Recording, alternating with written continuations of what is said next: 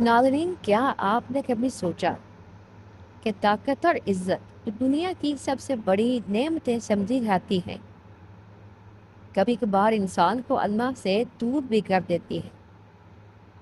क्या मुमकिन है कि यही ताकत जो इज्जत बनकर आती है किसी का सजदा छीन ले?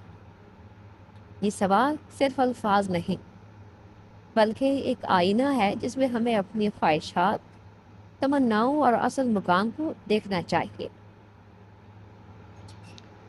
आप ताकत के तलबगार हैं या इज्जत के मुसाफिर? क्या कभी सोचा है कि बड़ा बनने की ख्वाहिश ही शायद हमें छोटा कर रही है? आज की इस वीडियो में हज़रत वासिफ अली वासिफ की बसीरत भरी गुफ्तगू आपको नए हक़ाइक़ से आश्ना करेगी, जो ताकत और इज्जत के पीछे छुपे रूहानी पर्दों को हटा देगी। आप बताएगी कि हकीकत में कुर्ब इलाही किसको नसीब होता है। हज़रत वासिफ अली वासिफ रहमतुल्लाह अलैह से जब पूछा गया कि क्या इज्जत और ताकत ये भी अल्लाह के करीब करने का बायस हो सकते हैं, आपने इरशाद फरमाया कि दूर भी कर सकती है और करीब भी कर सकती है। ताकत और किबरियाई सिर्फ अल्लाह को ज़ेब देती है। सजदा करने वाला ताकत की ख्वाहिश से बचे।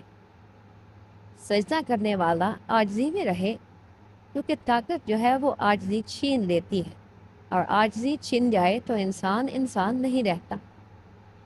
इसलिए ताकत की कभी दुआ नहीं करनी चाहिए कि हमें ताकत मिले। बादशाह आमतौर पर ईमान से आगे पीछे हो जाते हैं। बादशाह से मुराद बाइख्तियार है।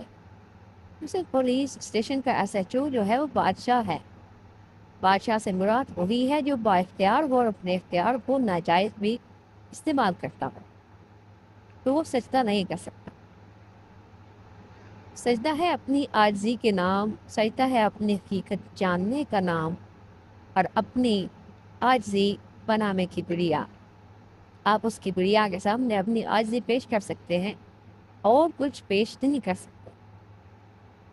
फिर पूछा गया कि इंसान कोशिश करता है कि मैं बड़े से बड़ा बन जाऊं, तो आपने फरमाया ये बड़े से बड़ा बनना एक हिजाब है। बड़ा होने की आरजू एक हिजाब है और पर्दा है।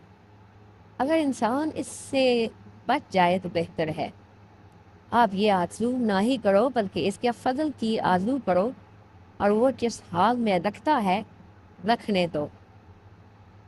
एक हदीस शरीफ है, सरकार दो आलम सल्लल्लाहु अलैहि वसल्लम ने फरमाया कि बादशाह बनने के लिए कभी दुआ ना करना। अगर तेरी दुआ के बदले तुझे बादशाही मिली तो जिम्मेदारी तुम्हारी होगी। अगर अल्लाह ताला अता फरमाए तो वो खुद ही जिम्मेदार होगा। अगर मर्तबे के लिए तूने दुआ मांगी तो फिर जिम्मेदारी तुम्हारी होगी, और वो अगर अता कर दे तो खुद ही इंतज़ाम करेगा।